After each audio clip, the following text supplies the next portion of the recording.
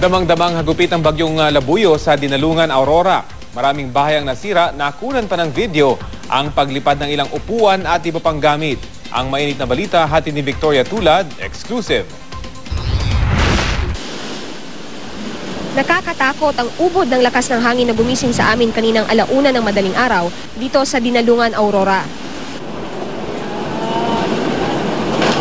Iyon na pala ang bagyong Labuyo. Pilit kaming binayo ng hangin at tubig nito mula sa lahat ng direksyon. Ang mga upuan at mesa sabay-sabay na nagliparan.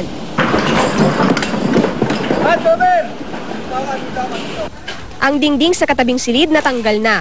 Nasira rin ang dingding ng service center ng resort at nakulong doon si Nelson na binayo ng hangin. Mabutit nagawa niyang basagin ang salamin para makalabas. Hintay ko na lang po mabitak yung bintana para po makalabas ako, kaya lang hindi po nabitak. Tapos po nung nag-radyo na po ako sa manager ko kung pwede ko pong basagin, kaya po yung binasag ko po.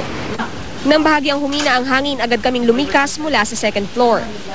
Kanina ay humina na yung hangin kaya nakababa tayo dito sa may first floor. Pero ngayon ay muli na namang bumalik at nagbabadya na naman na basagin lahat ng salamin. Kaya ito, nilagay na ng mga kasama natin. Hinarangan na yung salamin ng cabinet. Mas safe daw dito sa baba dahil yung kisame sa taas ay unti-unti nang nanatanggal. Ang problema, medyo pinapasok na rin tayo ng tubig.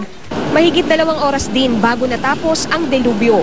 Pagsilip ng liwanag, matinding pinsala ang tumambad sa lahat. Sirang-sira ang 3 kwarto ng hotel. Nagkalat ang mga nabasag na salamin, ang bakal na gate ng resort, nagkayupi-yupi pa. Nagliparan naman ang mga bubong. Ang mga alon sa dagat galit na galit namang humampas sa dalampasigan. Sa labas, mistulang obstacle course ang kalsada sa rami ng mga nagtumbahang puno.